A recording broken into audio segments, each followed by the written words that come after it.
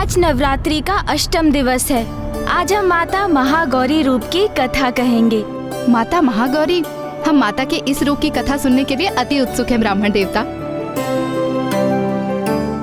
गौर अर्थात स्वर्ण, माता का ये अद्भुत और सुंदर स्वरूप स्वर्णिम आभा से सुशोभित है।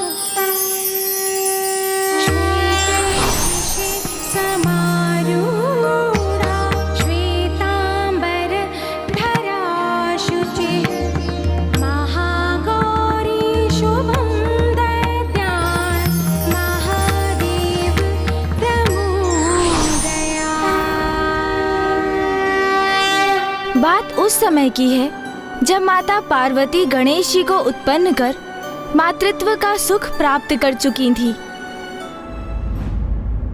ओम नमः शिवाय, ओम नमः शिवाय। माँ, पुत्र,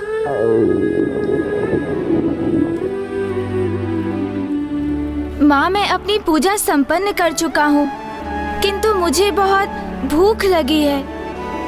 पुत्र, मैं अभी भोजन की व्यवस्था करती। शाम और जाकर अपने भ्राता को भी बुला लो, तो अभी अभ्यास कर रहा होगा।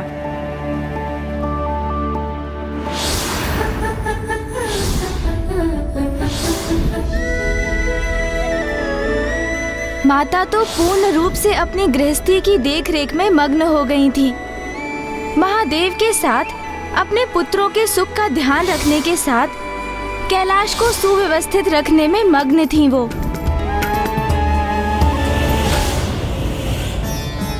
नाथ, देवी पार्वती को इतनी कुशलता से अपनी गृहस्थी संभालते देखकर देवी मैना और महाराज हिमावन को अपनी पुत्री पर कितना गर्व होगा ना।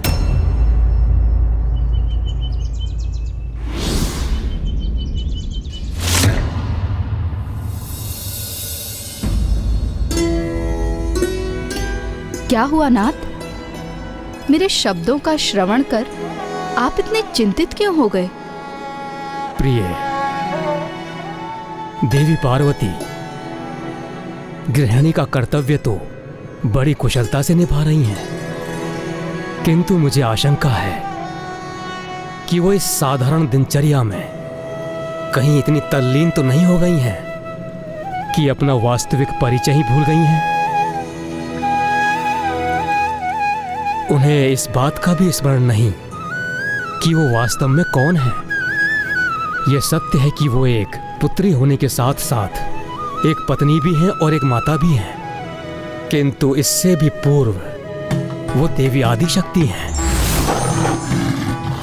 देवी पार्वती को उनके वास्तविक अस्तित्व का स्मरण कराने का समय आ गया है। आप उन्हें ये स्मरण कराएंगे? नहीं, यदि इसमें मुझसे तनिक भी त्रुटि हो गई तो मैं देवी आदिशक्ति के कोप को सह नहीं सकूंगा।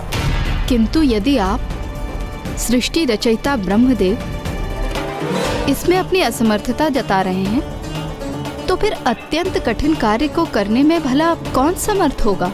और कौन? ये तो स्वयं भोलेनाथ महादेव को ही करना होगा।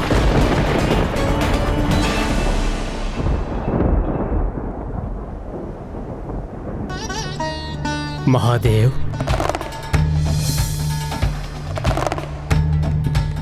क्या हुआ ब्रह्मदेव? किस चिंता ने आपको यहां आने पर विवश कर दिया? महादेव, जगत कल्याण हेतु अब वो समय आ गया है जब देवी पार्वती को अपने देवी महागौरी रूप में प्रकट हो जाना चाहिए। ब्रह्मदेव, ये तो आपको भी भली भांति ज्ञात है कि देवी आदिशक्ति अपना दिव्य स्वरूप किसी कारणवश ही प्रकट करती हैं। जैसे यदि सृष्टि पर किसी असुर का आतंक छाया हो या उनकी संतानें किसी बड़ी संकट में हो आदि। तब ऐसा एक कारण आपको ही उत्पन्न करना होगा महादेव।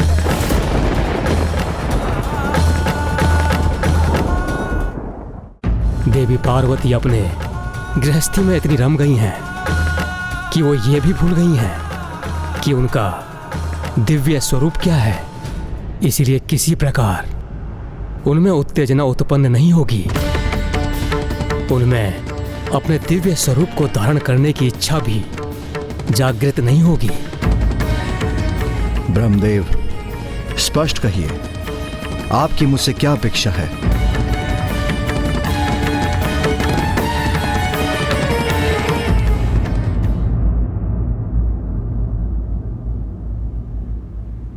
क्या हुआ माता? आप अचानक इतनी विचलित क्यों हो गईं? ब्राह्मण देवता, इतनी कठोर तपस्या कर माता ने पति रूप में महादेव का सानिध्य प्राप्त किया और फिर संतान प्राप्ति के मार्ग में भी उन्होंने इतनी बाधाओं का सामना किया।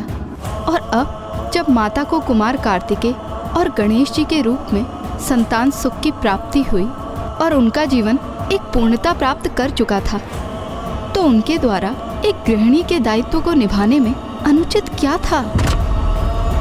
माता, इसमें तो कुछ भी अनुचित नहीं है।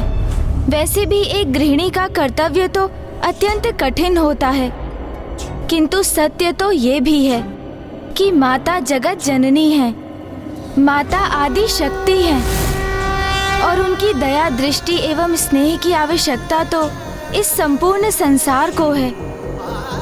समय समय पर दुष्ट शिक्षण एवं शिष्ट रक्षण हेतु माता को अपने दिव्य रूपों में प्रकट होना अनिवार्य होता है। सृष्टि को माता की आवश्यकता थी, क्योंकि साधकों को अनेक सिद्धियां प्राप्त करने में एकमात्र माता ही सक्षम थी और ये साधक इन सिद्धियों की शक्ति से ही संसार का कल्याण कर सकते थे।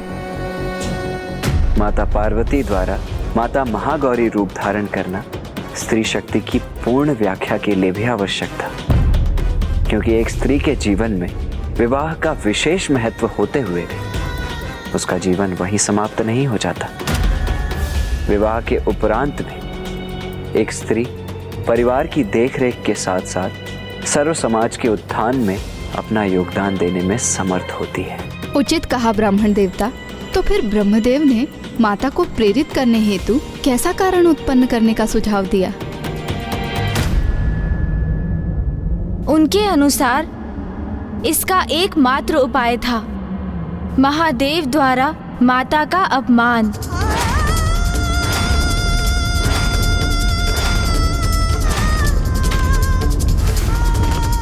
निंदा, निंदा।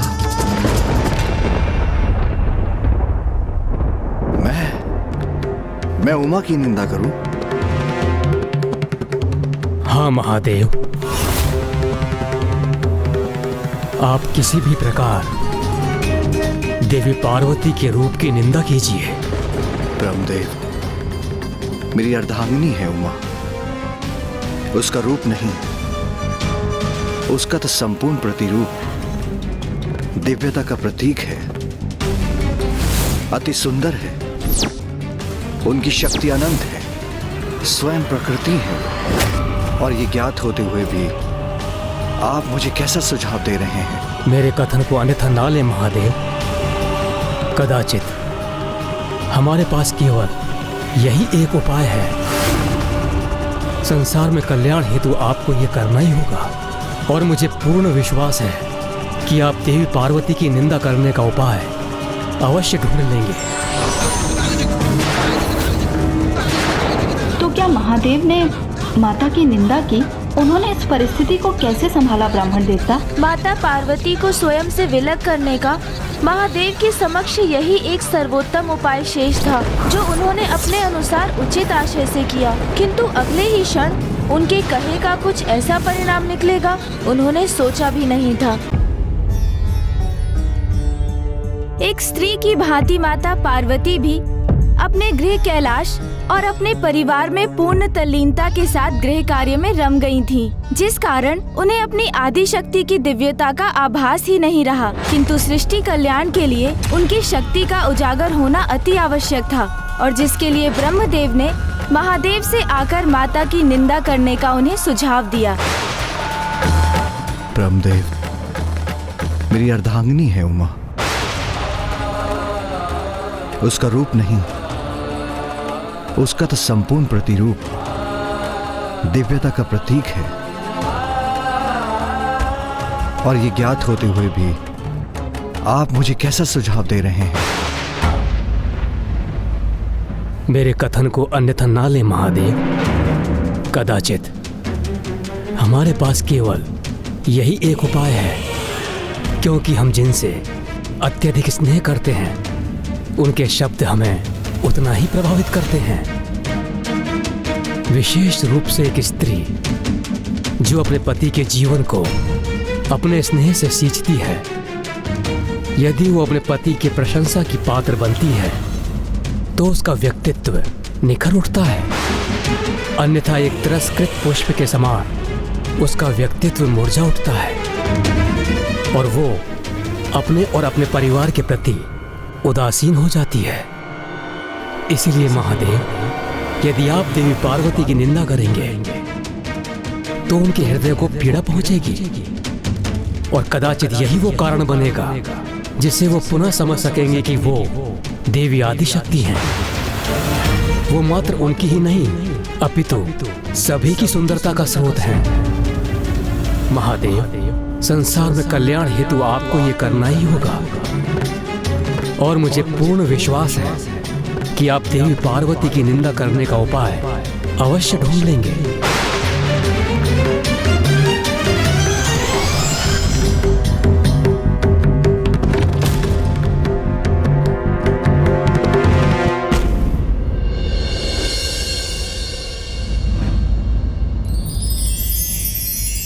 सूरज संजम के माथे पर कुमकुम का मंगल टीका, ऐसी शोभा देख के सृष्टि का लगता हर रंग फीका। केशों के जुड़े भी सजा ले पार्वती स्वामी,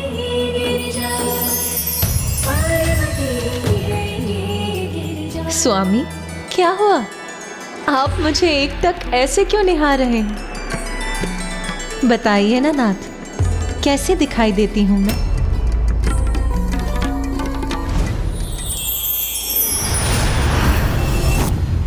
लीजिए महादेव, स्वयं देवी पार्वती ने आपको अवसर प्रदान किया है, लाभ उठा लीजिए।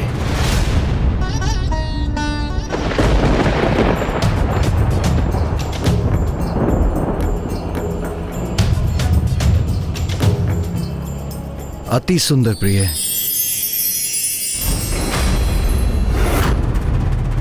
चलिए, मैंने अपनी प्रशंसा तो सुन ली, अब आप ये फल ग्रहण कीजिए। मैं चलती हूँ, मुझे कुछ और कार्य पूर्ण करने हैं।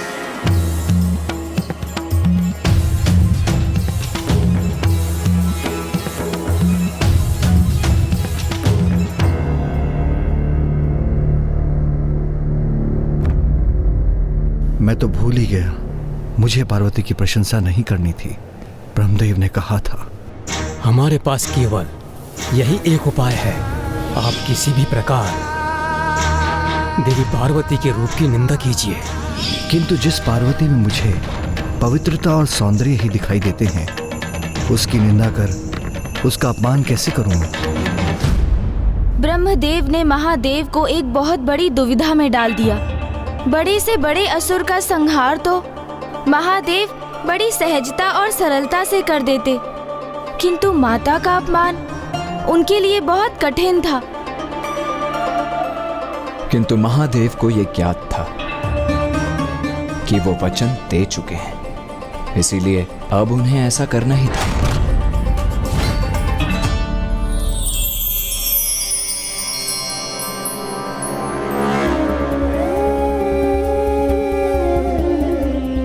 जिसके सौंदर्य में तनिक भी दोष न हो, उसके रूप की निंदा किस आधार पर करूं मैं? चंद्रमा के समान शीतलता प्रदान करने वाली जिसकी दिव्य आभा है, उसमें कोई दोष कैसे निकालूं मैं? चंद्रमा में तो एक दोष है भी, वो छाया।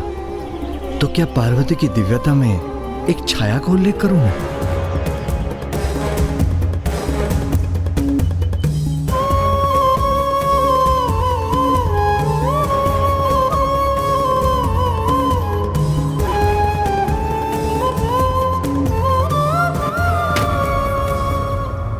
आप क्या कुछ कहना चाह रहे थे स्वामी?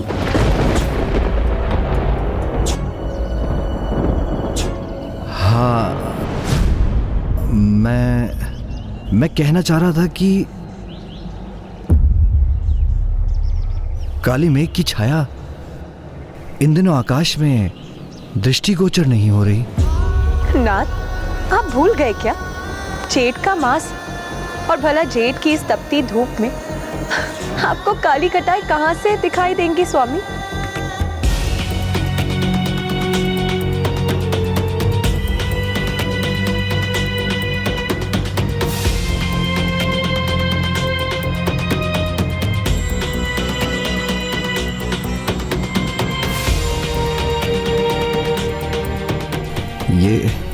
ये कार्य मुझसे नहीं हुआ।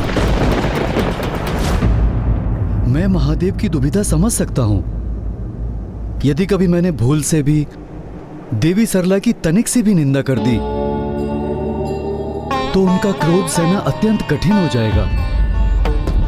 किंतु महादेव तो माता आदिशक्ति के समक्ष थे। महादेव निरुपाय थे, किंतु तभी उनके मन में एक योजना ने जन्म लिया। मेरी अर्धांगिनी है उमा, अर्थात मेरा आधा अंग।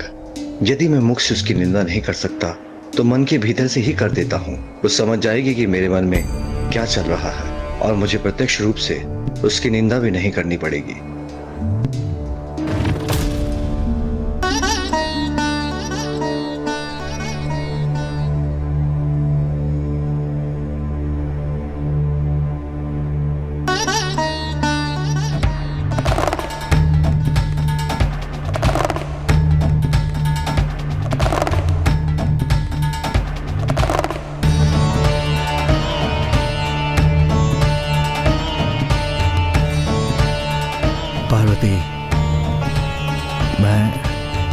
मुझे तुम्हारी दिव्यता में दोष दिखाई देने लगा है। अब तुम्हारा रूप दिव्य प्रतीत नहीं होता मुझे।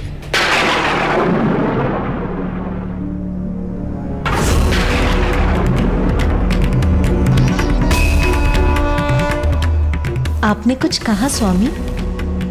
नहीं, मैंने तो कुछ नहीं कहा। मैं तो कब से शांत हूं प्रिय।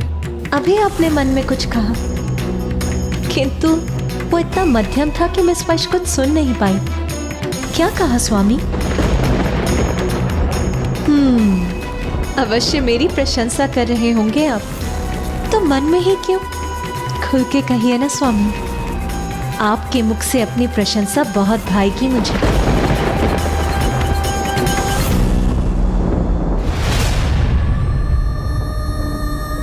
नाथ, अपने पति के मुख से अपनी प्रशंसा सुनने के लिए लालायित देवी पार्वती को जब ये ज्ञात होगा कि महादेव मन ही मन उनकी निंदा कर रहे थे, तो वो क्रोध में आकर रौद्र रूप भी धारण कर सकती हैं।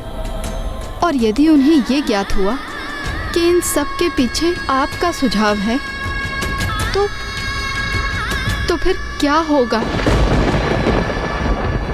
नहीं उमा, मेरे मन में तो कोई विचार उत्पन्न नहीं हुआ। लाइए, आप मुझे पान दे दीजिए।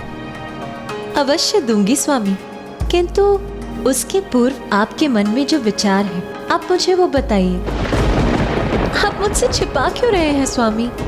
आपके मन में जो भी है उसे मुझसे साझा करने में इतना संकोच क्यों कर रहे हैं आप? कहिए ना नाथ। बालकों के समान हट मत करो प्रिय। मैंने कहा ना, मेरे मन में कोई विचार नहीं था। मुझे क्षमा कीजिए नाथ, किंतु आज के पूर्व आपने मुझसे कुछ भी नहीं छिपाया, तो फिर आज इतना संकोच क्यों कर रहे हैं आप?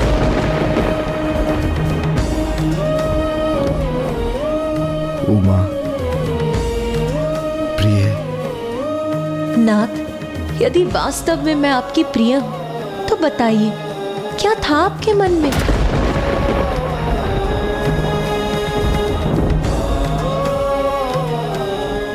समझ गई। यदि मेरे इतने आग्रह करने पर भी आप मुझे नहीं बता रहे, तो अवश्य ही कोई बुरा विचार होगा आपके मन में। सा धा नि पा धा म प म रे गा सा धा नि पा व्यक्ति की जिज्ञासा यदि एक बार जागृत हो जाए फिर तो वो सत्य ज्ञात होने पर ही शांत होती है। माता सत्य सुनने की प्रतीक्षा में अशांत हो रही थीं और उन्होंने स्वयं ही इसका उपाय करने का निर्णय लिया। तो आप मुझे कुछ नहीं बताएंगे स्वामी?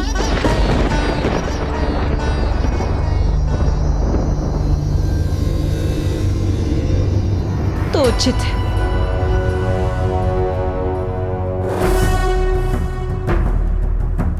स्वामी, यदि मुझसे कुछ छिपा रहे हैं तो अवश्य वो महत्वपूर्ण होगा। मैं स्वयं ही आपके मन में कहीं बात जान लेती हूँ। मुझे तुम्हारी दिव्यता में दोष दिखाई देने लगा है। अब तुम्हारा रूप दिव्य प्रतीत नहीं होता। दिव्य प्रतीत नहीं होता।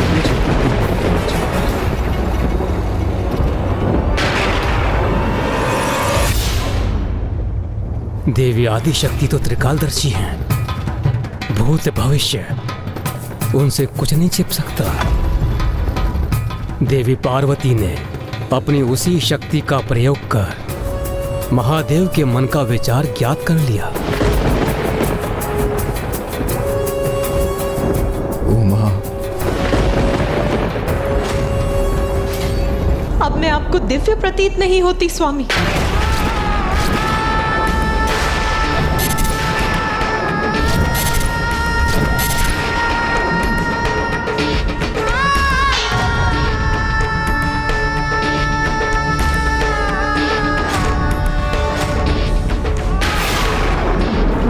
है मुझे और मेरे अस्तित्व को। मुझे विश्वास था कि आप मुझे मेरे हर रूप में स्नेह करते हैं।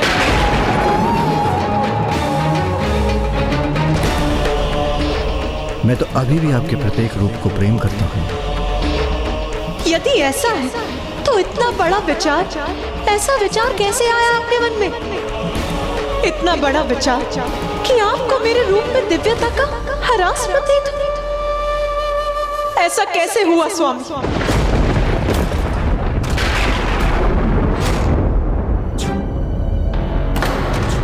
स्पर्श मत कीजिए मेरा स्वामी।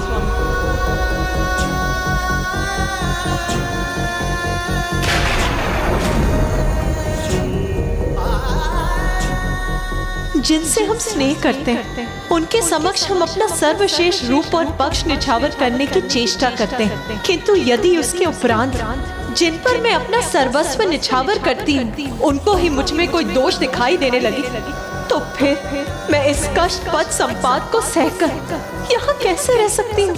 प्रिय, एक छोटी सी बात को इतना बड़ा मत बनाओ। जो तुम सोच रही हो वो सत्य नहीं है। सत्य नहीं? कैसे सत्य नहीं है? आपके लिए ये छोटी बात हो सकती किंतु आप तो मेरे लिए मेरा संसार है, मेरे सर्वस्व है।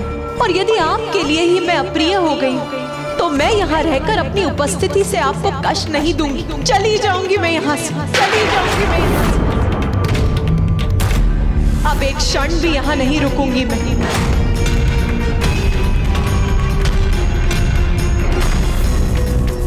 उमा, माता, माँ कहाँ चली गई पिताश्री? ये क्या हो गया पिताश्री?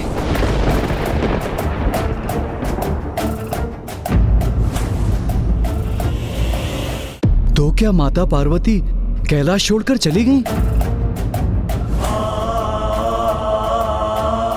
किंतु कहाँ गई वो और क्या किया उन्होंने? और फिर वो कैलाश लौटी कैसे? हमें बताइए ना पिताश्री, कहाँ अदृश्य हो गई है माँ? क्यों रुष्ट हो गई माता? क्या आपने उनसे कुछ अप्रिय वचन कह दिया?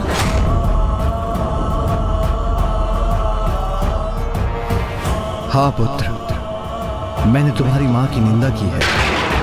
क्या? निंदा की? वो भी माँ की? किंतु क्यों? तुम्हारे इस प्रश्न का उत्तर तो ब्रह्मदेव ही दे सकते हैं।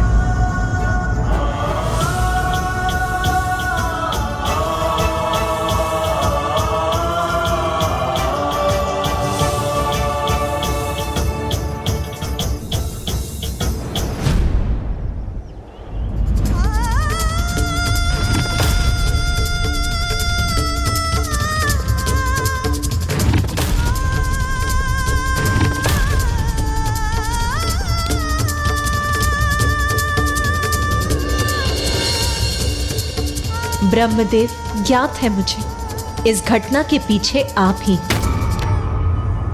तो अब मैं भी आपको इसके लिए एक उचित उपहार दूंगी। अब आपकी ही तपस्या कर, आपको प्रसन्न कर, आप ही से वरदान प्राप्त कर मैं अपना एक अत्यंत दिव्य रूप प्रकट करूंगी। ओम ब्रह्मदेवाय नमः। ओम ब्रह्मदेवाय नमः। ओम ब्रह्मदेवाय नमः। ओम ब्रह्मदेवाय नमः। ओम ब्रह्मदेवाय नमः। ओम ब्रह्मदेवाय नमः।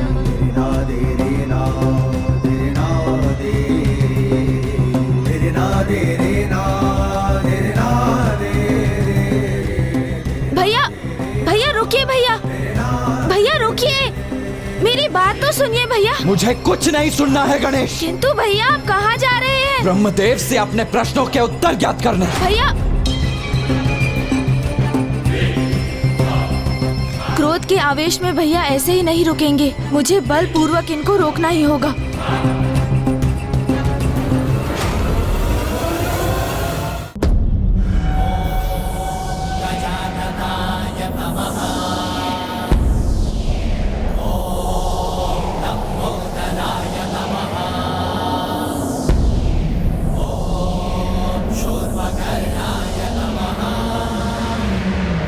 गणेश, रोको ये वायु प्रवाह। क्षमा कीजिए भैया, किंतु इस समय आपको रोकने का यही मात्र एक उपाय है।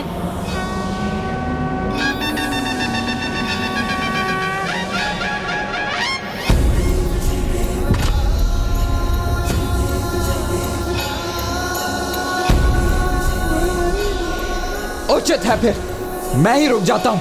अब तो रोको। आप क्रोध के आवेश में पुनः तो नहीं आगे बढ़ेंगे ना भैया? अपने वचन पर स्थिर रहेंगे? हाँ गणेश, मैं स्थिर रहूंगा अपने वचन पर। उचित है फिर।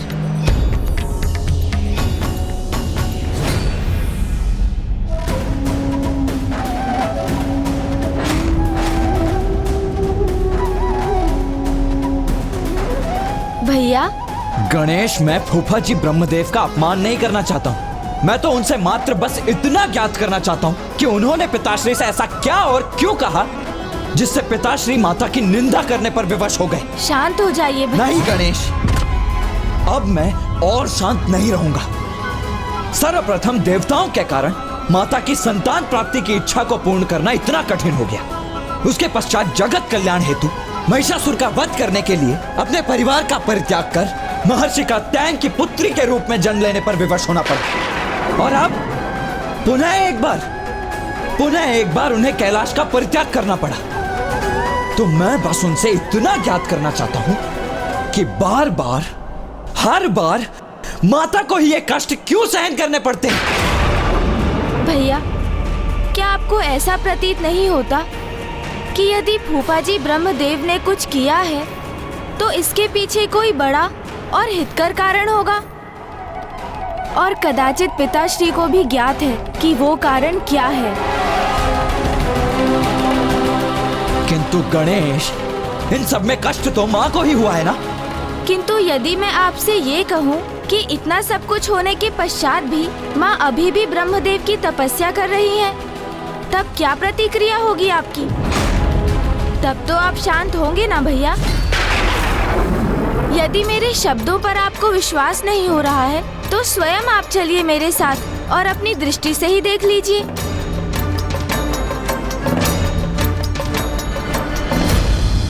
ओम ब्रह्मदेवाय नमः। ओम ब्रह्मदेवाय नमः। ओम ब्रह्मदेवाय नमः। सर्वे भवन्तु सुखिनः, सर्वे सन्तु निरामया, सर्वे भद्राणि पश्यन्तु मा कश्चित् दुःखभाग् भवेत्। ओम शान्तिः शान्तिः।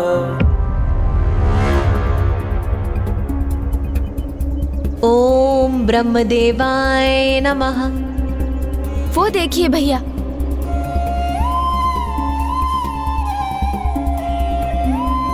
जब माँ स्वयं ब्रह्मदेव की उपासना कर रही हैं, तो फिर इसमें हमारा हस्तक्षेप भला कहाँ उचित है? माँ तपस्या में लीन है तो इस अंतराल में हम क्या करें गणेश? कुछ नहीं।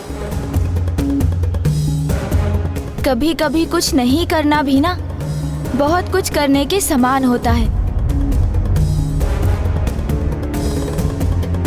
ओम ब्रह्मदेवाय नमः। इस प्रकार गणेश जी ने कुमार कार्तिकेय को शांत किया और वापस ले आए। किंतु जिस सघन वन में माता ने अपनी तपस्या आरंभ की थी, वहीं एक बड़ा संकट प्रकट होने वाला था। सर्वे भवन्तु सुखिनः, सर्वे सन्तु निरामया, सर्वे भद्राणि पश्यन्तु मा कश्चित् दुःखभाग् भवेत्। ओम द्रौ शान्तिरन्तरिक्षं शान्तिः, पृथिवी शान्तिरापः शान्तिरोषधयः शान्तिः, वनस्पतयः शान्तिर्विश्वे देवा। माता आदि शक्ति अपनी घोर तपस्या में लीन हो गईं। किंतु एक विकट समस्या थी। जिस सघन वन में माता ने अपनी तपस्या आरंभ की थी, वहीं एक बड़ा संकट प्रकट होने वाला था।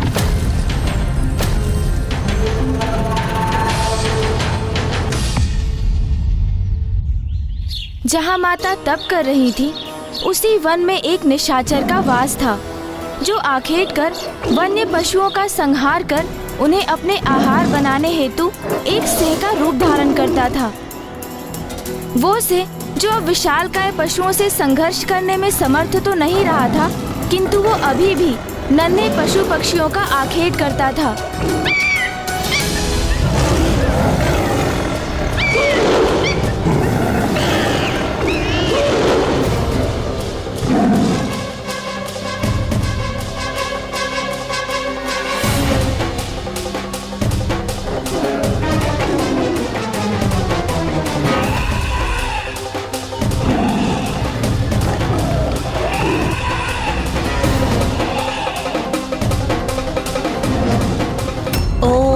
ब्रह्मदेवाय नमः। ओम ब्रह्मदेवाय नमः।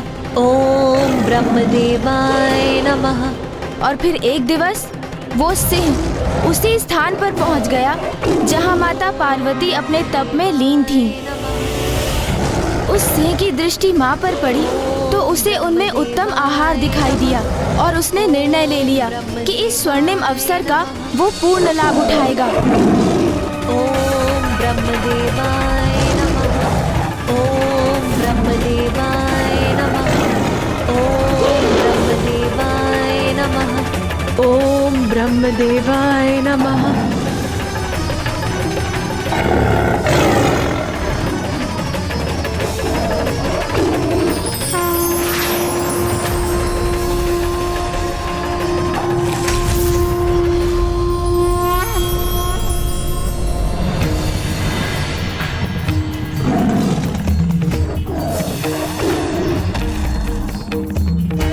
जैसे ही वो सिंह माता पर आक्रमण करने हेतु उछला, माता ने उसे स्तंभित कर दिया और वो सिंह माता पर दृष्टि साधे उनके समक्ष स्थिर था, इस आशा में कि वो माता की स्तंभन शक्ति से मुक्त होकर उन्हें अपना आहार बना सके।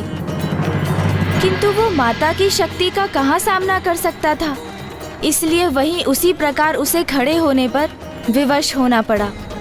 किंतु अब धीरे धीरे माता की तपस्या उग्र होने लगी। ओम ब्रह्मदेवाय नमः। ओम ब्रह्मदेवाय नमः। ओम ब्रह्मदेवाय नमः। ओम ब्रह्मदेवाय नमः। ओम ब्रह्मदेवाय नमः। ओम ब्रह्मदेवाय।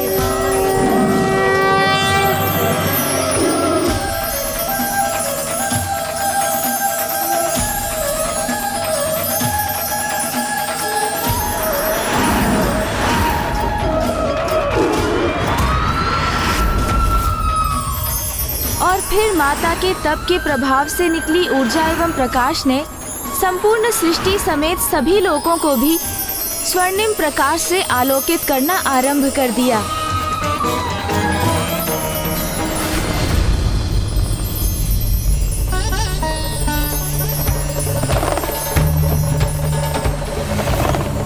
और फिर माता की उसी अलौकिक ऊर्जा शक्ति का प्रभाव उस सिंह पर भी पड़ा।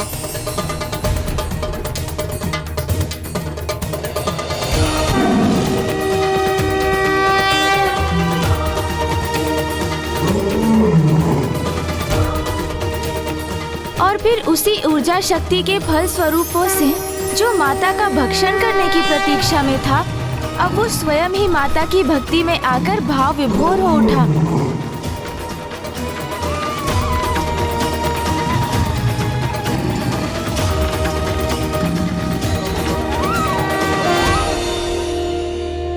ओम ब्रह्मदेवाय नमः। ओम ब्रह्मदेवाय नमः। माता पार्वती को ये आभास हो गया कि वो सिंह उनके प्रति भक्ति भाव धारण कर मन ही मन में उनकी उपासना कर रहा है, और माता ने उसे अपनी कृपा दृष्टि से देखा। इतना विशाल हृदय था माता का। अपनी पूर्ण दिव्यता प्राप्त कर अपने दिव्य स्वरूप को प्रकट करने हेतु तपस्या में लीन थी वो, किंतु फिर भी उस सिंह की भक्ति से प्रभावित होकर उन्होंने उस पर दया की, उसे अपना शरणागत बनाकर उसके स्वभाव को ही परिवर्तित कर दिया। माता ने उसे शरण देकर ये प्रमाणित कर दिया कि भयंकर से भयंकर जीव भी अपनी पूर्ण भक्ति भाव से अपने हिंसक प्रवृत्ति को त्याग कर सरल एवं कोमल स्वभाव धारण कर सकते हैं। और मनुष्य और पशु का तो एक दूसरे के प्रति शत्रुवत भाव रखने का कोई औचित्य ही नहीं है, क्योंकि वो तो एक साथ इस जगत में शांतिपूर्वक वास कर सकते हैं। माता की कृपा से उस सिंह की सभी मलिनता मिट गई, उसकी भूख, उसकी स्वाभाविक दुष्टता मिट गई, और वो माता का भक्त बन उनकी सेवा करने के लिए प्रेरित हुआ। और उनके तप में कोई बाधा ना डाल सके, इसलिए वो वहीं स्थित रहकर उनकी सुरक्षा को सुनिश्चित करने लगा। ओम ब्रह्मदेवाय नमः। सर्वे भवन्तु सुखिनः, सर्वे सन्तु निरामया, सर्वे भद्राणि पश्यन्तु मा कश्चित् दुःखभाग् भवेत्। ॐ शान्तिरन्तरिक्षं शान्तिः, पृथिवी शान्तिरापः शान्तिरोषधयः शान्तिः, वनस्पतयः शान्तिर्विश्वे देवा। ओम शान्तिः शान्तिः। और इस प्रकार मां निर्बाध अपने तप में लीन रही।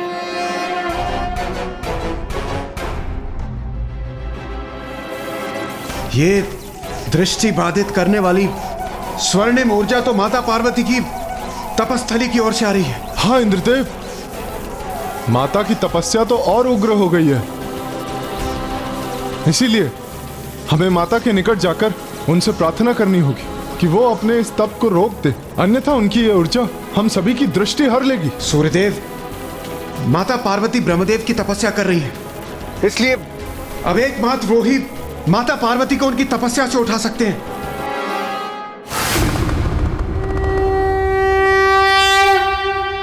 भैया, प्रतीत होता है कि माँ की परीक्षा अपने चरम पर पहुंच गई है।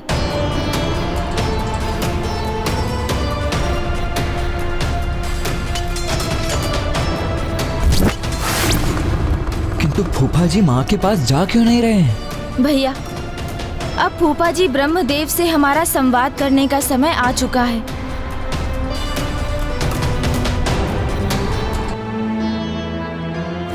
ओम ब्रह्मदेवाय नमः। ओम ब्रह्मदेवाय नमः। सर्वे भवन्तु सुखिनः, सर्वे सन्तु निरामया, सर्वे भद्राणि पश्यन्तु मा कश्चित् दुःखभाग् भवेत्। ब्रह्मदेवाय नमः। ॐ शान्तिरन्तरिक्षं स्वामी, शान्तिः। देवी पार्वती की तपस्या से उत्पन्न ऊर्जा के कारण मैं वीणा वादन करने में असमर्थ हो रही हूँ। ओम शान्तिः शान्तिः शान्तिः।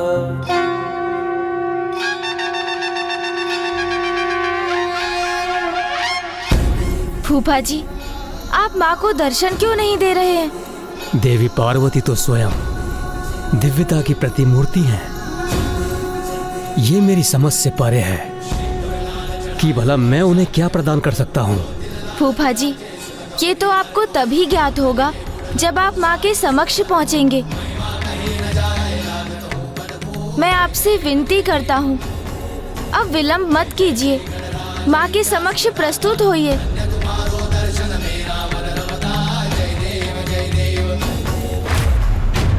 ओम ब्रह्मदेवाय नमः।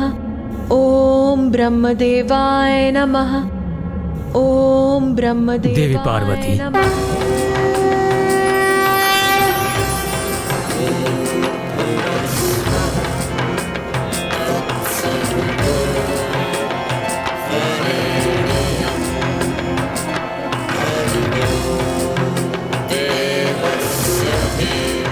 प्रणाम ब्रह्मदेव। क्या कारण है कि आप महादेव से विलग होकर इस सघन वन में मेरी इतनी कठोर तपस्या कर रही हैं?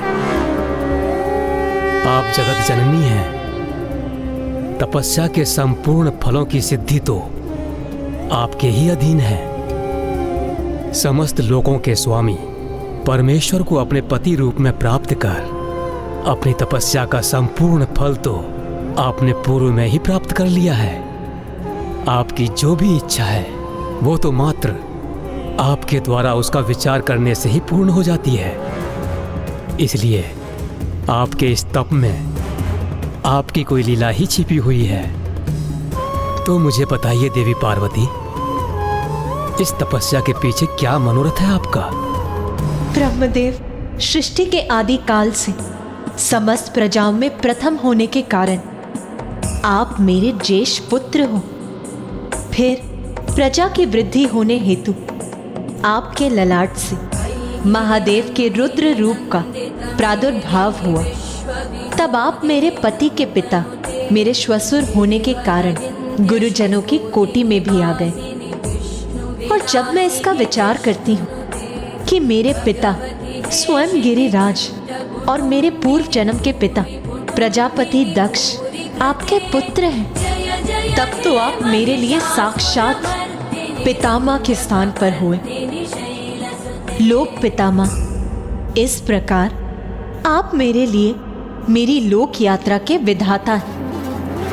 मैं अपने संसार में इतनी मग्न हो गई, अपने परिवार की देख रेख का दायित्व निभाने में, अपने स्वामी एवं संतानों की आवश्यकताओं को पूर्ण करने में इतनी व्यस्त हो गई कि मैं ये भूल बैठी कि परिवार की परिधि के बाहर भी मेरा एक अस्तित्व है।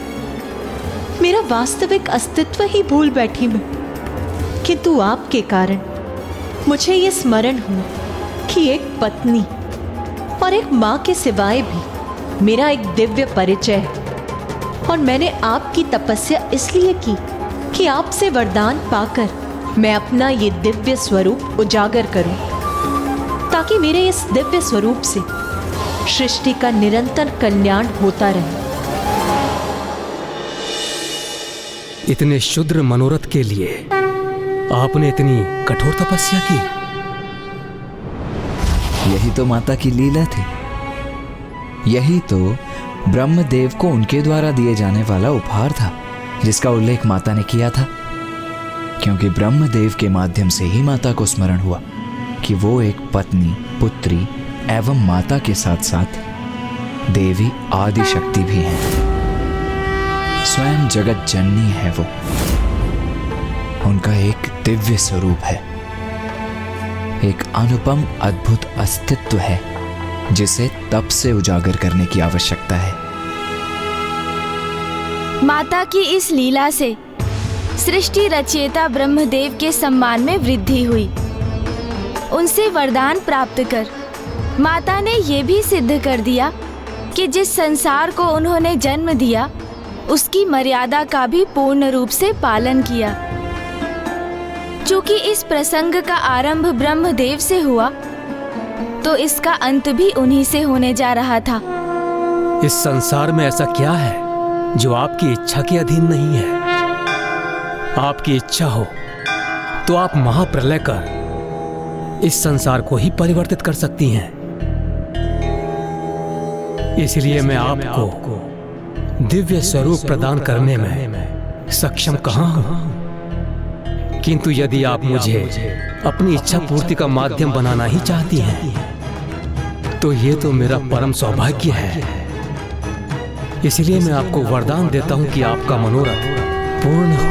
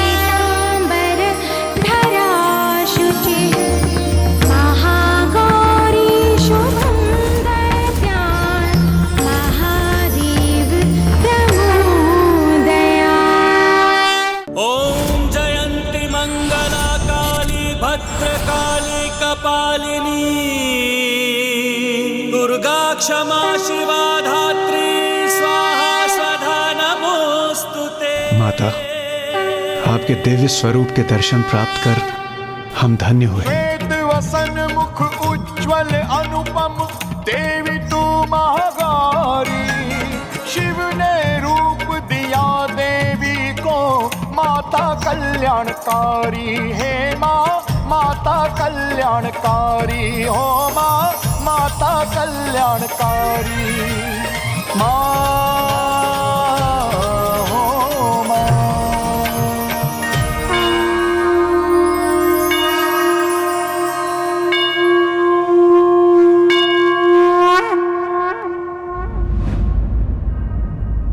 भैया, प्रतीत होता है कि माँ ने अपनी तपस्या पूर्ण कर ली है, अर्थात वो शीघ्र कैलाश लौटेंगी।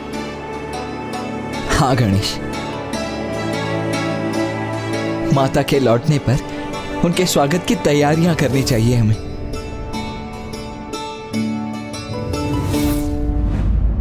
माता, आपके इस गौरी स्वरूप की आवश्यकता पूरे संसार को थी। अब आपके भक्त आपके स्वरूप से प्राप्त होने वाली सिद्धियों का लाभ उठाने में सक्षम होंगे। मेरा महागौरी स्वरूप इस बात का प्रतीक होगा कि एक स्त्री को गृहस्थी के उत्तरदायित्व संभालते हुए भी अपने स्वयं के स्वतंत्र अस्तित्व को नहीं भूलना चाहिए। माता, अब आप अति शीघ्र कैलाश लौटिए। महादेव, गणेश, कार्तिकेय आपसे अलग होने के कारण अत्यंत दुखी हैं। सोमनंदी,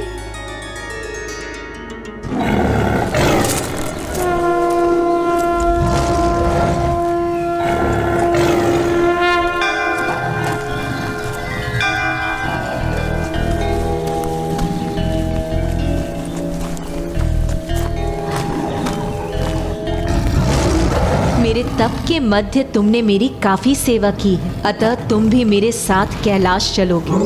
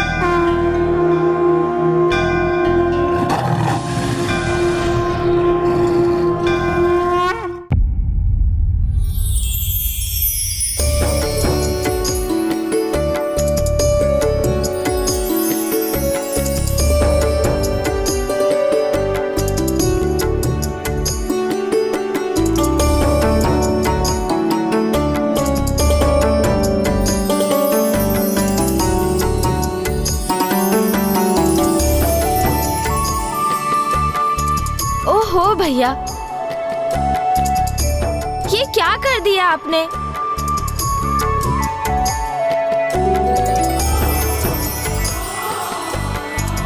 ध्यान से भैया, मेरी इतनी सुंदर रंगोली को ढककर उसकी शोभा को क्षीण मत कीजिए। गणेश, तुम्हारी रंगोली सुंदर अवश्य है, किंतु इन लाल पुष्प पंखुड़ियों से अधिक नहीं, जो मैं माँ के लिए बिछा रहा हूँ। अच्छा, ये बात है।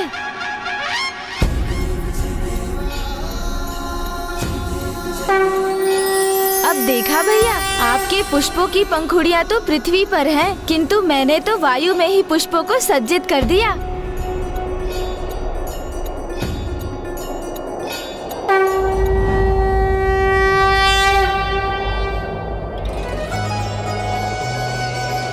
रुकिए सोमनंदी जी,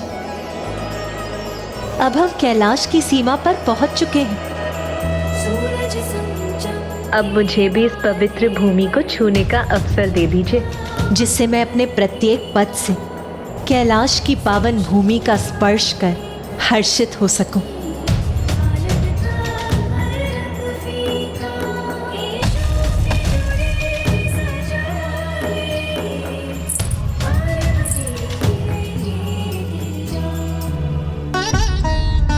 पार्वती,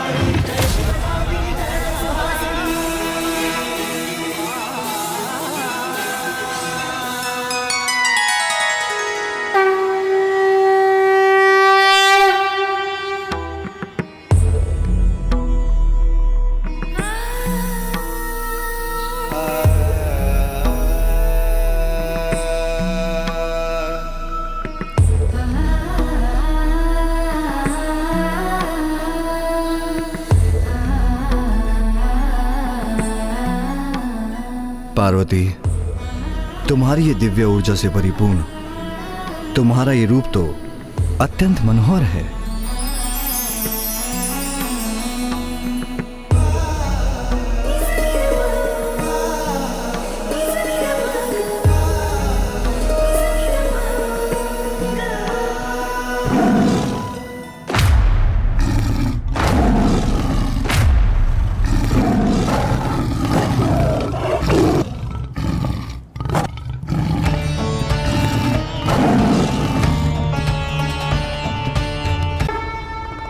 अपनी घोर तप साधना के पश्चात माता अपने निवास कैलाश तो लौट आईं, किंतु अगले क्षण उन्हें अपने बढ़ते पगों को रोकना भी पड़ा। रुक जाओ पार्वती, तुम कैलाश में प्रवेश नहीं कर सकती।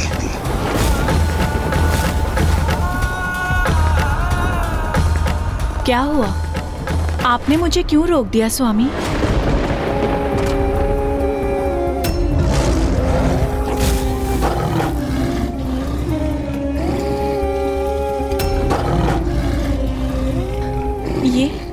ये तो मेरा सिंह, मेरा भक्त सोमनंदी है, इसीलिए अब से ये मेरी सेवा में कैलाश में ही रहेगा।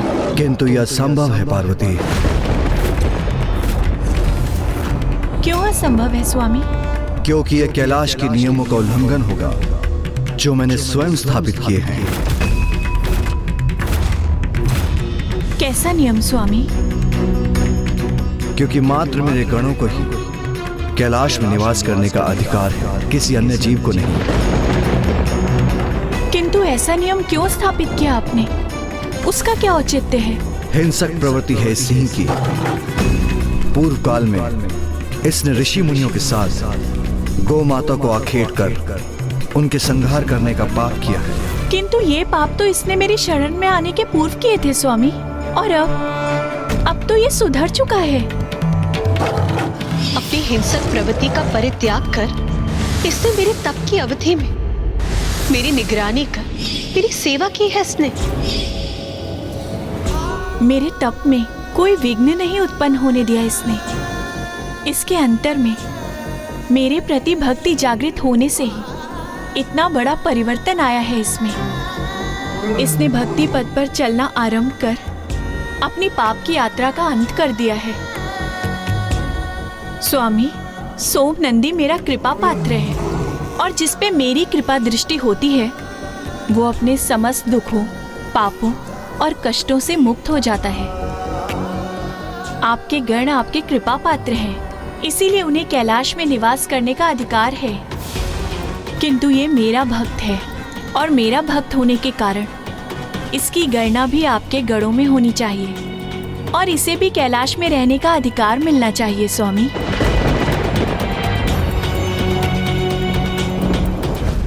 किंतु माता, कैलाश में तो पिताश्री के प्रमुख गण नंदी जी भी निवास करते हैं ना। और ये तो सर्वज्ञात है ना माता कि सिंह और वृषभ अपनी चिर शत्रुता के कारण एक साथ कदापि नहीं रह सकते। पुत्र, कैलाश जैसे पावन स्थान पर शत्रुता का भाव कहाँ रह सकता है? कैलाश जैसे स्थान पर सभी जीवों को समान सम्मान प्राप्त होता है, जहाँ कोई भी जीव किसी भी अन्य जीव का आक्षेप नहीं करते, जहाँ के वासी अहंकार से परे है, द्वेष, ईर्ष्या, शत्रुता जहाँ स्वतः ही मिट जाती है, जहाँ विचार एवं कर्म में किसी भी प्रकार की नकारात्मकता का कोई भी स्थान नहीं होता। पुत्र, मैं उचित कह रही हूँ ना स्वामी?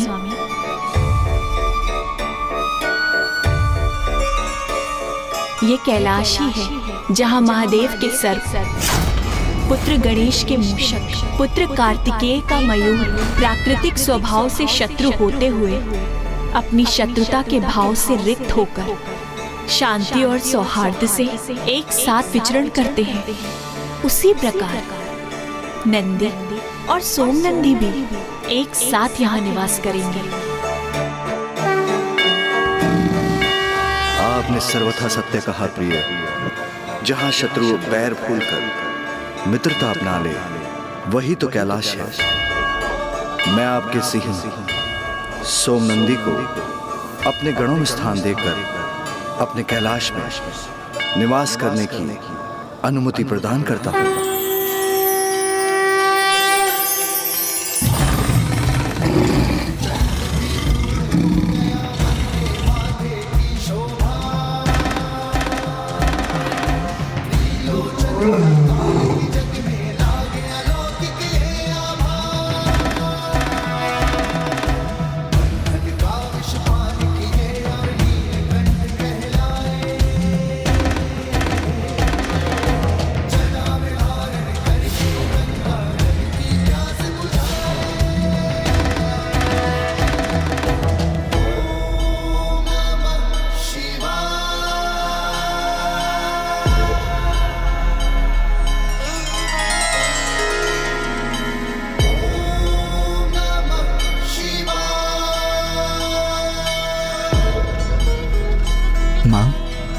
आपको ये लाल पुष्प पंखुड़ियों की परत कैसी प्रतीत हो रही है? मैंने स्वयं आपके स्वागत में इन्हें बिछाया है। ये तो अति सुंदर है पुत्र। और माँ, ये रंगोली मैंने बनाई है, कैसी है? ये भी अति सुंदर है। नाथ, मेरे दोनों पुत्रों ने इतने उत्साह से मेरे स्वागत की व्यवस्था की है, किंतु आपने मेरे स्वागत के लिए क्या किया है नाथ? पार्वती, पुष्प तो नहीं, किंतु मेरे नेत्र, मेरे प्राण, मेरी प्रत्येक श्वास सभी आपकी प्रतीक्षा में कब से बिछे हैं।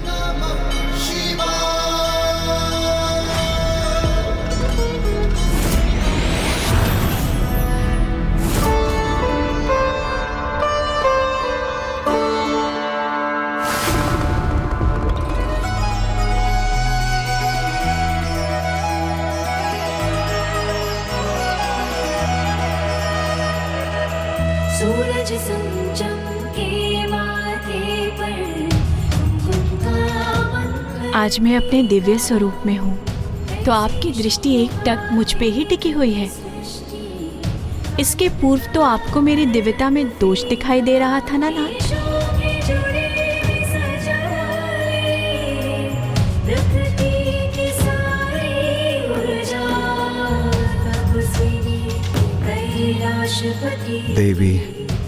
देवी महागौरी प्रिय, आपके तो सभी स्वरूप दिव्यता से परिपूर्ण हैं।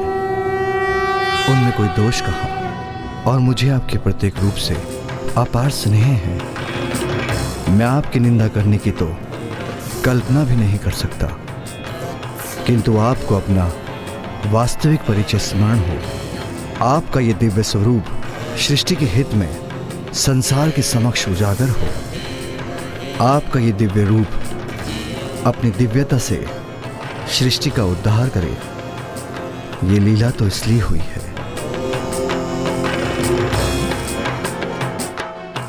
स्वामी, ये किस लीला का उल्लेख कर रहे हैं? अर्थात मेरे इस रूप को धारण करने का कोई और उद्देश्य भी है? इस प्रकार माता पार्वती ने माता महागौरी रूप धारण किया और उन्हें अपना वाहन सोमनंदी भी प्राप्त हुआ।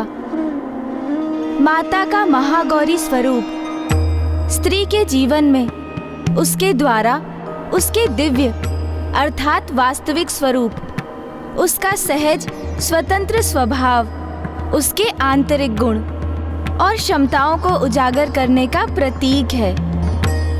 किंतु माता पार्वती द्वारा माता महागौरी रूप धारण करने का अभिप्राय दिव्यता एवं सौंदर्य प्राप्त करने से कहीं अधिक था। माता महागौरी को तो एक बहुत बड़ा कार्य संपन्न करना था।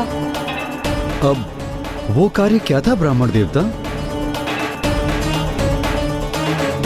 उन्हें देवताओं के अहंकार को भंग करना था। ये तब की घटना है जब देवताओं ने अत्यंत शक्तिशाली कल्मेश असुरों को पराजित किया था।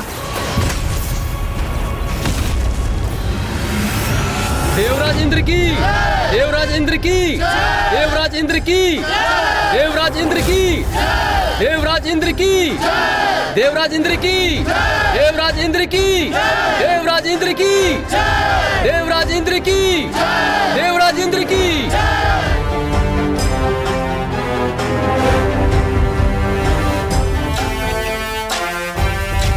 देवगण, एक बार पुनः हमने मेरे देवराज इंद्र के कुशल नेतृत्व में दुष्ट कल्मेश असुरों को धूल धूसरित कर दिया।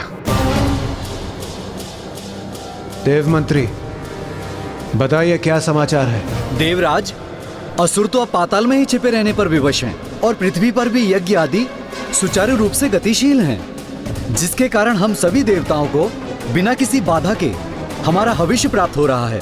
और मेरा विचार है देवराज, अब असुर पुनः कभी भी स्वर्ग पर आक्रमण करने का दुस्साहस भी नहीं कर सकेंगे। और यदि उन्होंने ऐसा प्रयास किया भी तो हम उन्हें रौंद कर रख देंगे। अब असुर अपने तक ही सीमित हैं, तो फिर जब वो हमारे प्रति कोई दोषपूर्ण व्यवहार नहीं कर रहे हैं, तो अब देवताओं के मन में उनके प्रति इतनी हिंसा क्यों है?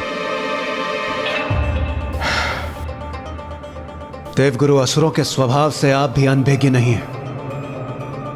मुझे ज्ञात है कि वो शांत है, किंतु वो कितने समय के लिए ऐसे ही शांत रहेंगे इसका कोई प्रमाण नहीं। यदि हमने उन्हें अब अनदेखा किया तो वो कुछ ही समय में हमें सताने हेतु यहां प्रस्तुत हो जाएंगे। इसलिए उनके प्रति हिंसा का भाव ही सर्वथा उचित है। इससे पूर्व कि वो हमारे लिए कोई संकट उत्पन्न करे, हमें उनका अंत कर देना चाहिए। आखेट, इन असुरों का आखेट करना चाहिए हमें। आखेट, आखेट, आखेट। देवगण, यही उचित समय है। हमें असुरों के लिए आखेट का आयोजन कर एक एक असुर को पाताल से खदेड़ कर उनका अंत कर देना चाहिए। हाँ, ये सर्वथा उचित है देवराज। हम इस आखेट को एक क्रीड़ा बना लेंगे और उस आखेट क्रीड़ा से इन दुष्ट असुरों में भय और आतंक उत्पन्न करेंगे।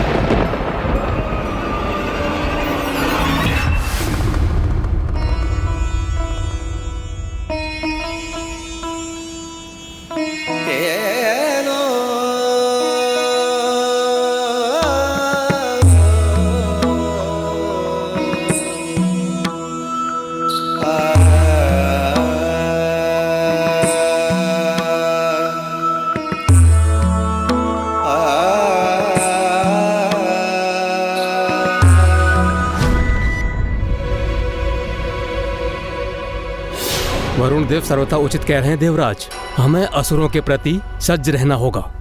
हाँ देवराज, उचित कहा आपने वरुण देव। सर्व शक्तिशाली है हम, इसीलिए उन असुरों को हमसे आतंकित रहना ही चाहिए। हाँ वायुदेव, श्रेष्ठतम है हम देवता। हमारी योग्यता तथा बल के कारण ही तो संसार में जितने भी धन, संपत्ति तथा अनमोल वस्तुएं हैं, उनके सुरक्षा का दायित्व हम पर है। समूचे ब्रह्मांड में सर्वश्रेष्ठ है हम देवता, इसीलिए स्वर्गलोक का अधिकार प्राप्त हुआ है हमें। अपराजित है हम देवता, कोई हमारा स्पर्श करने का साहस भी नहीं कर सकता, क्योंकि त्रिदेव हमारे सहायक हैं। माता आदि शक्ति हमारे साथ है, तो हमें कोई भला कैसे पराजित कर सकता है। हमें असुरों के लिए अखेट का आयोजन कर एक एक असुर को पाताल से खदेड़ कर उनका अंत कर देना चाहिए। इसलिए उन असुरों को हमसे समूचे ब्रह्मांड में सर्वश्रेष्ठ है हम देवता, श्रेष्ठतम है हम देवता। असुरों को पराजित कर देवताओं में अहंकार का समावेश हो गया था। उन्हें अपने सर्वशक्तिशाली होने पर घमंड जो हो गया था, और सभी के भीतर सदा उपस्थित रहने वाली शक्ति स्वरूपा माता को देवताओं के इस अहंकार का आभास हो गया था। नहीं, ये उचित नहीं। देवताओं का उनकी शक्तियों पर अहंकार सर्वथा उचित नहीं, क्योंकि व्यक्ति का दंभ सदा उसके पतन का कारण बनता है। मुझे देवताओं को सुपथ पर लाना ही होगा, अन्यथा उनका ये अहंकार उनकी दुर्बलता का कारण बन जाएगा और वो पुनः असुरों से पराजित होकर स्वर्ग को खो बैठेंगे और संसार धर्म संकट में पड़ जाएगा।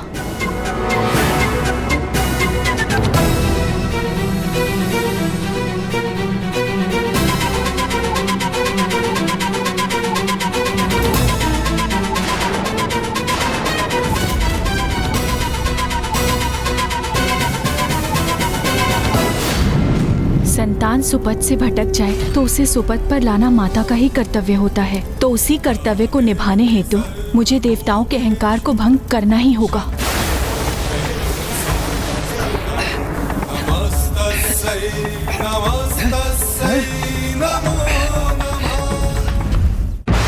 क्या हो रहा है ये? कैसा प्रकाश है ये?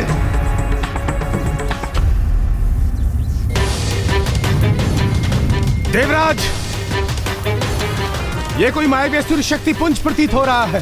अभी तो हमने इन असुरों को पराजित किया था और अभी उन्होंने इस शक्ति पुंज को बेच दिया हम पर आक्रमण करने हेतु। देखा देवगुरु, कितने कपटी हैं ये असुर। दया के योग्य तो ये कदापि नहीं। इन असुरों को चुन चुन कर उन्हें भस्म करना होगा, हमें सर्वनाश करना होगा इनका। इंद्रदेव, इससे पूर्व कि यह हमारे लिए संकट बने, हमें जांच कर ज्ञात करना चाहिए किसकी माया है इस शक्ति पुंज के पीछे। हाँ। वायुदेव, आप इस शक्ति पुंज के निकट जाइए, जाकर देखिए इसके विषय में और क्या ज्ञात कर सकते हैं आप। उचित है देवराज।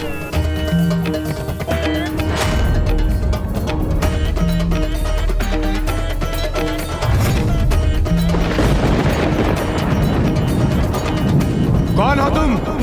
किसकी शक्ति हो तुम?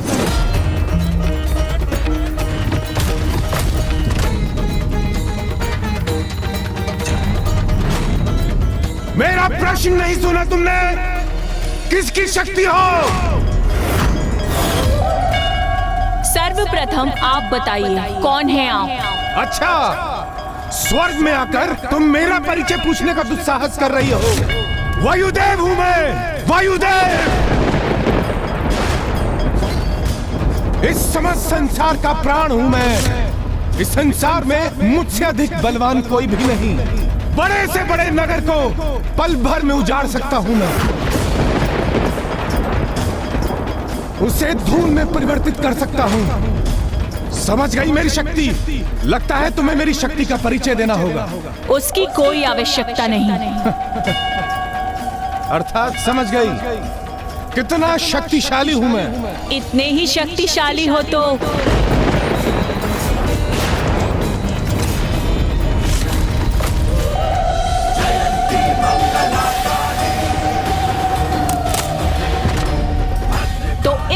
तिनके को इसके स्थान से उड़ाकर दिखाओ। मुझसे परिहास कर रही हो तुम? नहीं, ये परिहास नहीं, अपनी शक्ति प्रमाणित करो। मेरा परिचय सुना ना तुमने? ज्ञात है ना कौन हूं मैं? ये तुच्छ तिनका मेरे समक्ष कुछ भी नहीं। प्रतीत होता है बस बातों के धनी हो तुम। इतनी बड़ी बड़ी बातें जो कर रहे हो और एक तिनके को उसके स्थान से हिला नहीं सकते। मुझे चुनौती दे रही हो तुम? उचित है, इस तिनके के साथ साथ तुम्हें भी उड़ा कर रख दूंगा मैं।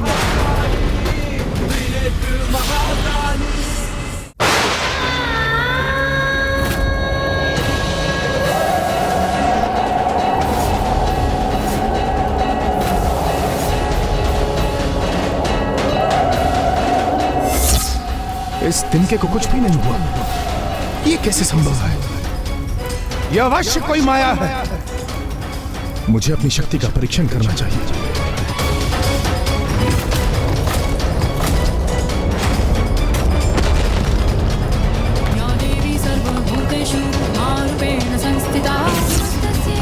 मेरी शक्ति तो अपने स्थान पर स्थिर है, वो तो तनिक भी क्षीण नहीं पड़ी। मैंने उस पर्वत को ध्वंस करने के लिए नहीं कहा था आपसे, मैंने तो बस इस तिनके को हिलाने के लिए कहा था।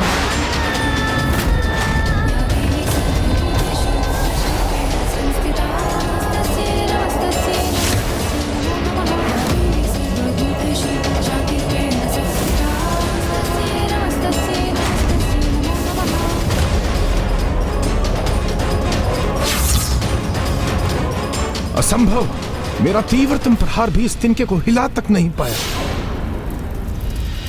जाइए, जाकर कह दीजिए सभी देवताओं से कि स्वर्ग में यदि कोई वास्तव में शक्तिशाली है तो वो मेरे द्वारा स्थित इस तिनके को उसके स्थान से उड़ाकर अपनी शक्ति का परिचय दे।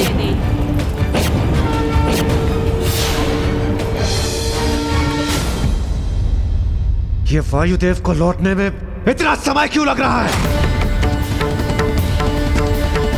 देवराज, वायुदेव, वायुदेव बताइए क्या उपाय किया आपने? बताइए क्या ज्ञात किया आपने? ये दृष्टि बाधित करने वाला प्रकाश उत्पन्न क्यों हो रहा है? देवराज, वो कोई असाधारण सी शक्ति है। ऐसा प्रतीत पड़ता था मानो उस अग्नि के भीतर कोई अत्यंत ही शक्तिशाली मायावी स्त्री स्थित हो, और आप उस मायावी स्त्री को पराजित करने में अक्षम रहे।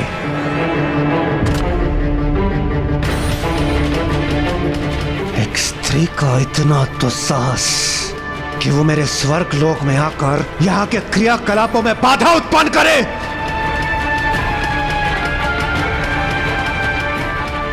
इसका उचित पाठ मैं उसे अवश्य सिखाऊंगा। वो शक्ति जो भी हो, समस्त देवताओं को प्रत्यक्ष चुनौती दी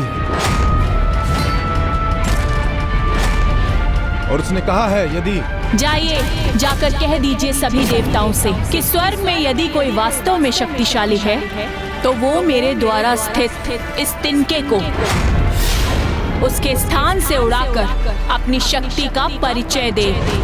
तो मात्र एक तिनके को उड़ाने में अक्षम रहे हैं आप वायुदेव। देवराज, मेरा विश्वास कीजिए, वो कोई साधारण शक्ति नहीं है। साधारण हो अथवा असाधारण, उस शक्ति ने तिनके को उड़ाने की चुनौती दी है ना, किंतु मैं उससे कहीं अधिक करूंगा। तिनके को भस्म कर दूंगा मैं। देवराज इंद्र, मुझे आज्ञा दीजिए।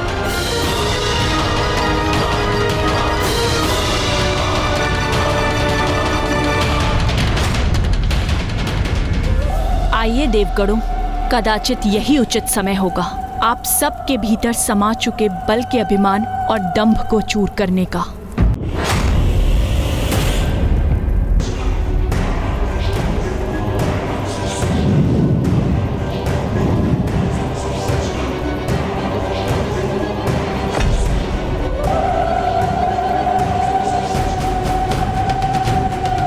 अग्निदेव हूं मैं, अग्नि का स्रोत, इसलिए तुम्हारी ऊर्जा का प्रकाश मेरी दृष्टि को बाधित नहीं कर सकता। अच्छा, तो पूर्ण विश्वास है आपको कि आप भी अग्नि के स्रोत हैं। सुना नहीं तुमने? अग्निदेव हूँ मैं, अग्नि ही मेरा परिचय है। क्या चुनौती दी थी तुमने हम देवताओं को कि इस तुच्छ तिनके को उड़ा कर दिखाएं हम देवता? देखो इस तुच्छ तिनके को कैसे भस्म करूंगा मैं। तो ये तो आपके लिए अत्यंत सरल होना चाहिए ना, क्योंकि अभी तो आपने कहा कि आप ही अग्नि के स्रोत।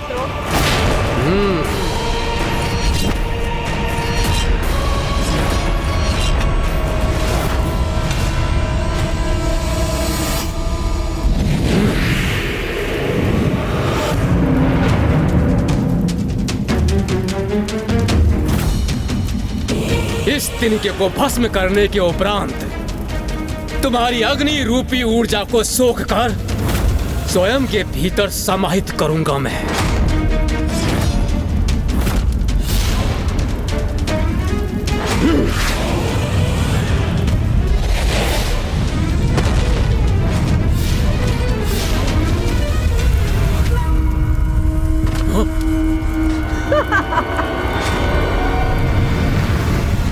क्या हुआ अग्निदेव? वो तिनका भस्म हो गया?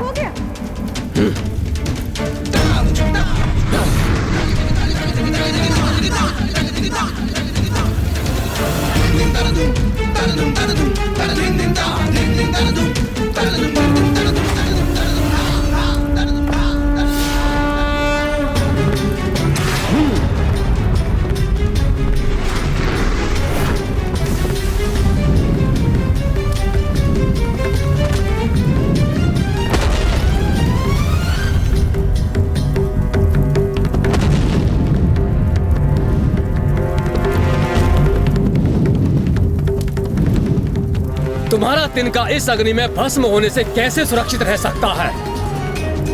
वो अवश्य भस्म हुआ होगा। कदाचित वो ज्ञात करने का समय अब आ गया है।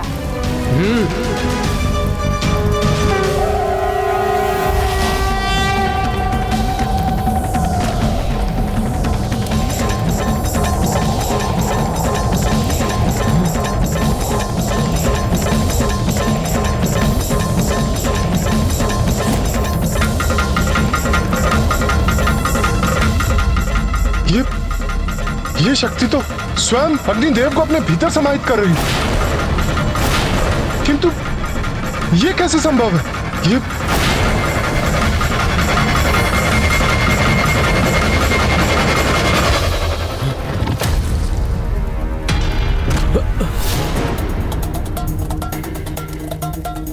बहुत अहंकारी प्रमाणित हुए आप अग्निदेव। अपनी श्रेष्ठता स्थापित करने के लिए आप देवताओं के स्थान स्वर्ग को भी भस्म करने के लिए आतुर थे। मुझे ज्ञात है यहाँ क्या घटित हुआ है। आप सभी देवता अपने सुरक्षित स्थान से उसके साक्षी। तो है कोई और देवता जो इतना शक्तिशाली हो, जो मेरे द्वारा स्थित किए गए इस तिनके को इसके स्थान से उड़ा सके?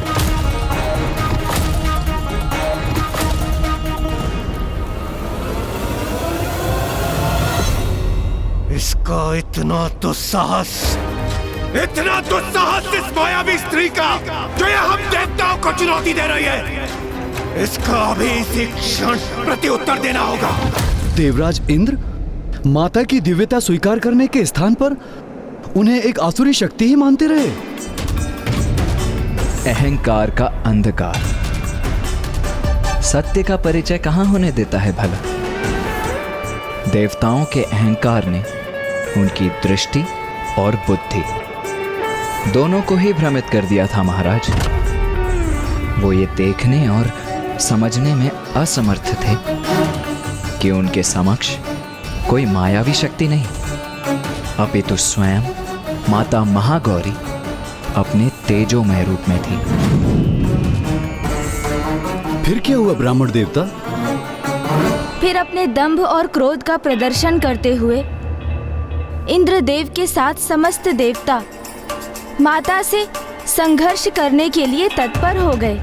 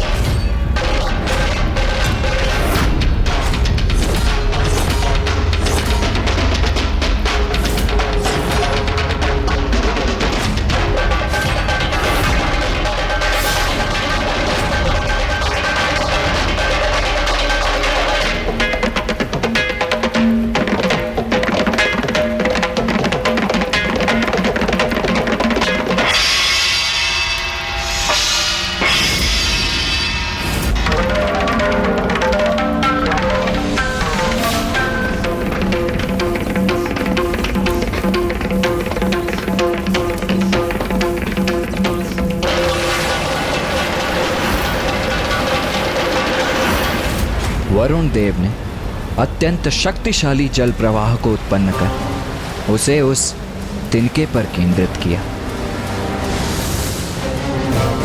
मेरे जल का शक्तिशाली प्रवाह शांत कर देगा इस तेज पुंज के तेज और इस तिनके को भी बहा कर ले जाएगा।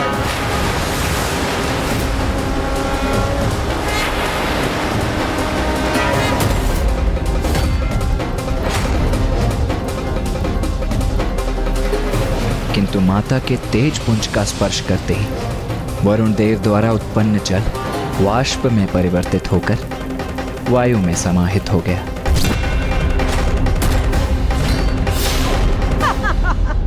फिर सूर्य देव ने अपनी सूर्य की किरणों की शक्ति से उस तिनके को हटाने का प्रयास किया, किंतु वे विफल हुए।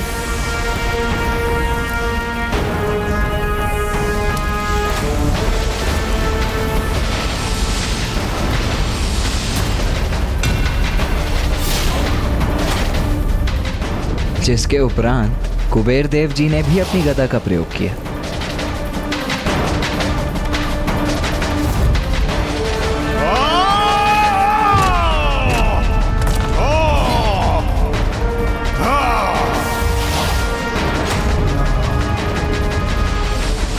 लो, उड़ा दिया तुम्हारा तिनका मैंने अपनी गदा के प्रहार से। अच्छा, इतना विश्वास है अपनी शक्ति पर, किंतु आपका ये विश्वास निराधार।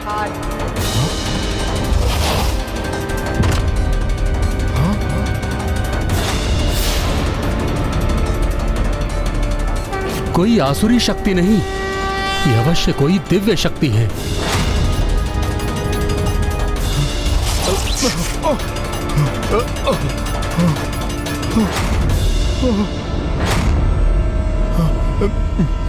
मेरी गदा ही छिन्न भिन्न हो गई और तिनका अभी भी अपने स्थान पर ही स्थित है। कैसे संभव है ये? एक एक करके सभी देवता पराजित हो रहे थे और इस घटनाक्रम के प्रत्यक्षदर्शी देवराज इंद्र के क्रोध में निरंतर वृद्धि हो रही थी। और जब सब देवता असफल हो गए तो स्वयं देवराज इंद्र ने प्रयास करने का निर्णय लिया। बस इतना ही तपोबल है आप देवताओं का। आप सभी अपनी संपूर्ण शक्ति का प्रयोग करके भी इस तिनके को इसके स्थान से नहीं उड़ा सकी। मायाविनी, मेरी शक्ति के समक्ष तुम्हारा तिनका तो क्या, स्वयं तुम भी नहीं टिक पाओगी।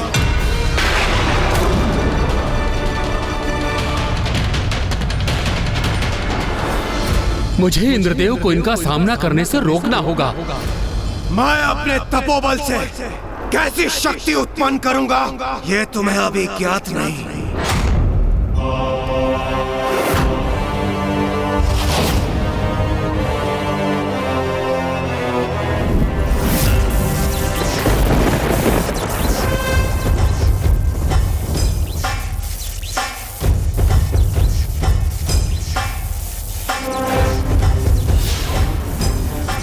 देवराज इंद्र हूं मैं, और मैं अपनी वज्र शक्ति से तुम्हारे इस तिनके को भस्म कर दूंगा।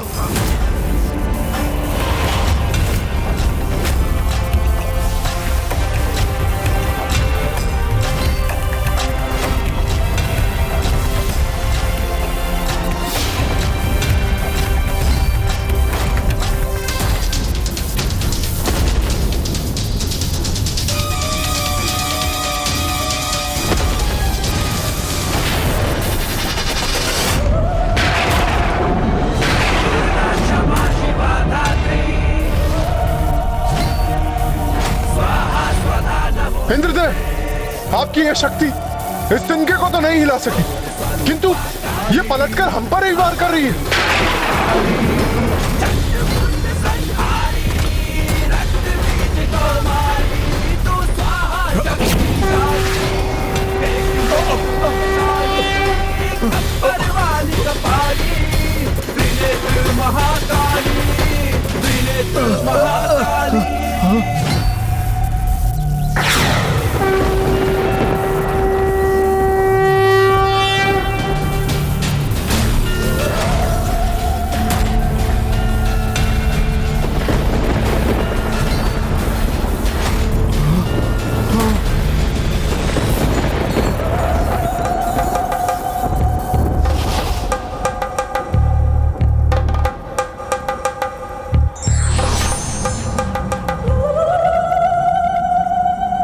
आपने मेरी वज्र की शक्ति को बांध लिया, उसकी दिशा को परिवर्तित कर उसे मेघों में समाहित कर हमारी रक्षा की है आपने।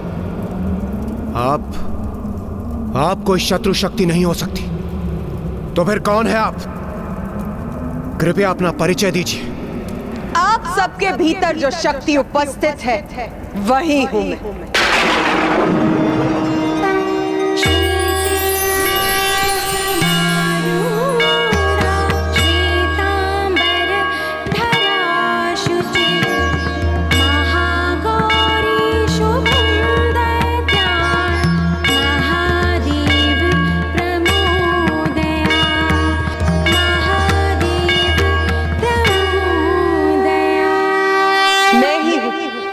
जिसने आपको असुरों पर विजय प्राप्त करने का सामर्थ्य प्रदान किया।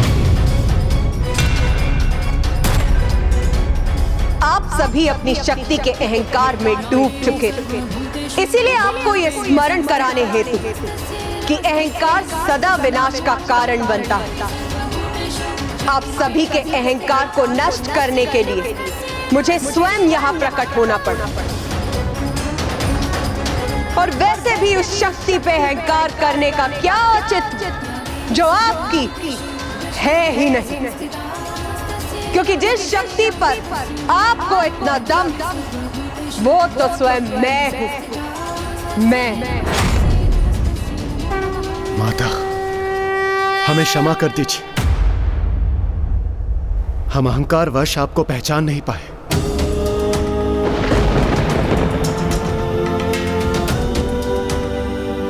माता, हमसे बहुत बड़ी भूल हो गई, हमें क्षमा कर दीजिए माता।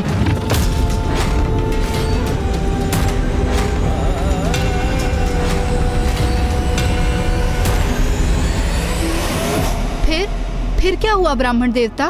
क्या माता ने देवताओं को क्षमा कर दिया? आपका क्या विचार है? आपके अनुसार क्या हुआ होगा माता?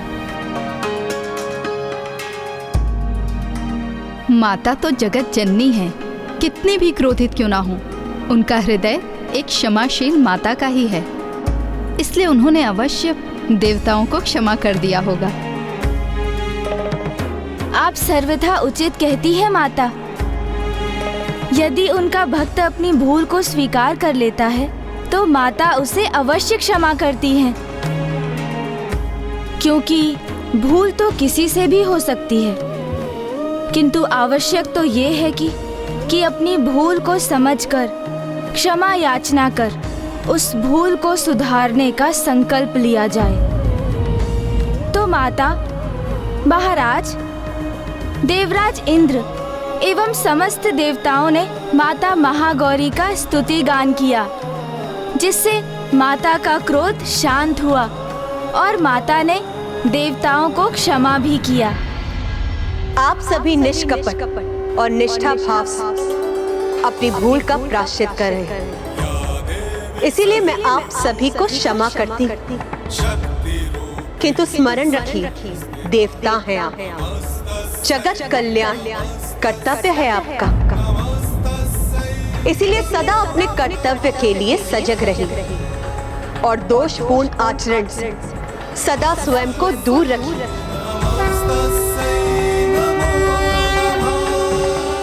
माता की शक्ति तो अमोघ है और पूर्ण निष्ठा और भक्ति से उनकी उपासना करने वाले भक्त के सभी कलुष धुल जाते हैं।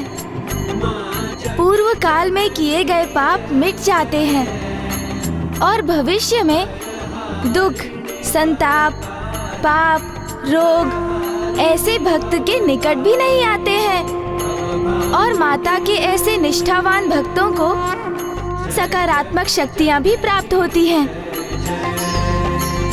अब हम माता महागौरी की आरती करेंगे।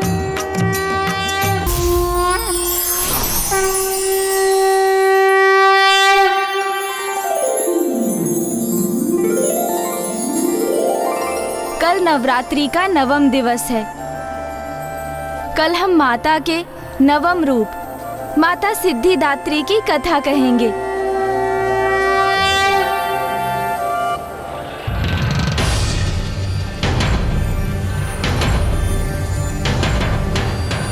आज नवरात्रि का 9वां दिवस है।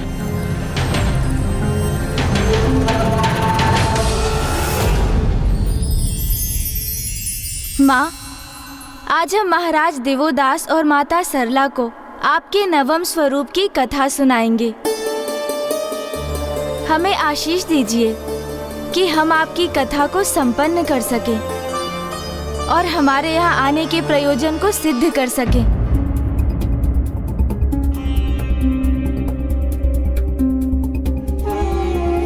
भैया, क्या हुआ? जैसे जैसे इस संसार से वेद लुप्त होते जा रहे हैं, वैसे वैसे हम देवता भी दुर्बल होते जा रहे हैं। और दुर्गमासुर के आतंक में वृद्धि के कारण सृष्टि पर संकट की छाया और भी गहराती जा रही है। इस समस्या का समाधान तभी संभव है जब महाराज देवोदास अपनी भूल को समझ लें। और यदि ऐसा नहीं हुआ तो, यदि हमारे समस्त प्रयासों के पश्चात भी महाराज देवोदास अपनी भूल समझने में असमर्थ रहे तो, यदि हम अपने उद्देश्य को पाने में असफल हो गए तो? भक्त की भक्ति कभी असफल नहीं होती देवराजेंद्र। चिंता करने के स्थान पर हमारा कर्तव्य है उचित विधि विधान और पूर्ण निष्ठा के साथ नवरात्रि पूजन को संपन्न करना। भैया, जिस प्रकार हम पूर्ण समर्पण और भक्ति भाव से माँ की पूजा करते आ रहे हैं, उसी प्रकार हमें फल की चिंता त्याग कर संशय के चक्रव्यूह में ना उलझकर कर्म पथ पर स्थित रहना चाहिए। क्योंकि नियति पर तो हमारा कोई नियंत्रण नहीं है भैया। जो होना है वो तो होकर ही रहेगा। इसलिए यदि हम अपने संशय और चिंता पर नियंत्रण रख भक्ति भाव धारण कर, तो माँ अवश्य हमारा पथ प्रदर्शन करेंगी और हमें सफलता प्रदान करेंगी भैया।